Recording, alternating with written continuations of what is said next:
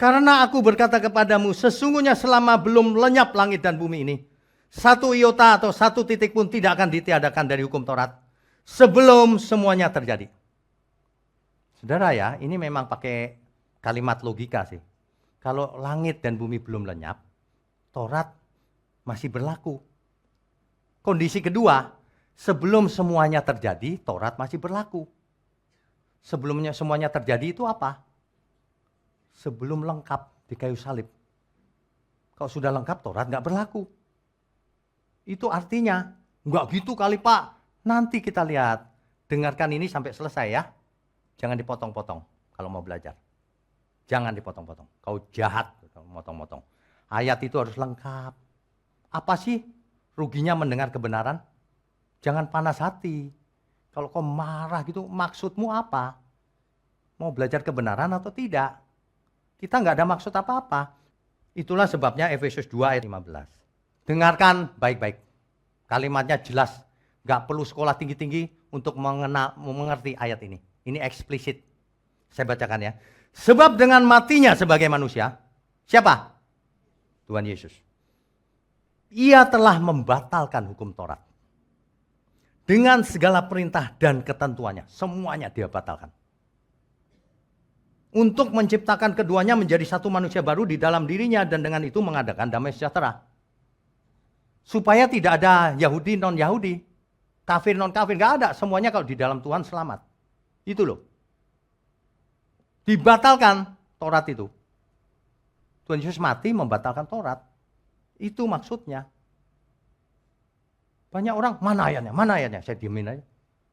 Lama-lama saya kasih, diem aja langsung. Sebagian tahu sih.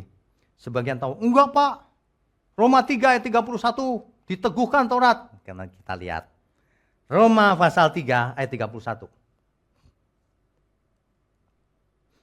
Rasul Paulus panjang lebar lalu berkata begini. Jika demikian adakah kami membatalkan hukum Taurat karena iman? Sama sekali tidak. Sebaliknya kami meneguhkannya. Bingung aku. Alkitab bilang dibatalkan, yang satu meneguhkan, yang mana yang benar itu? Kontradiksi seolah-olah.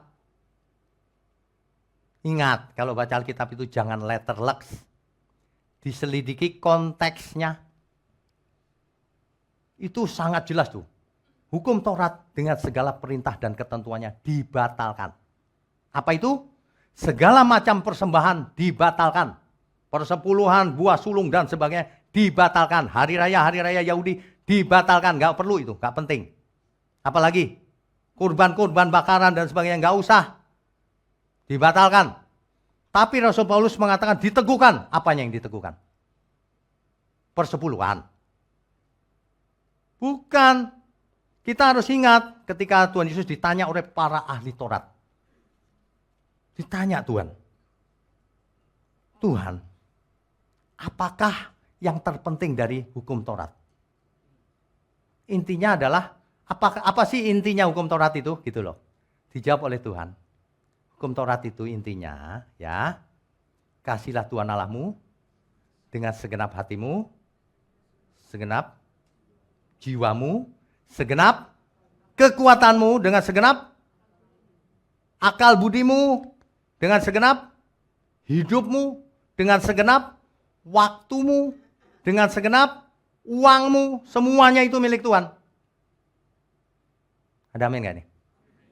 Dan kasihlah sesamamu manusia seperti mengasihi diri sendiri. Hukum inti Taurat tidak pernah dibatalkan sampai kapanpun. Kenapa? Karena Allah adalah kasih. Itu hukum kasih itu sebenarnya. Hukum kasih nggak bakalan selama-lamanya karena Allah itu kasih. Jadi inti Taurat tidak bakalan dibatalkan. Diteguhkan oleh Rasul Paulus itu inti Taurat. Coba dibaca sebelumnya, itu tentang kasih.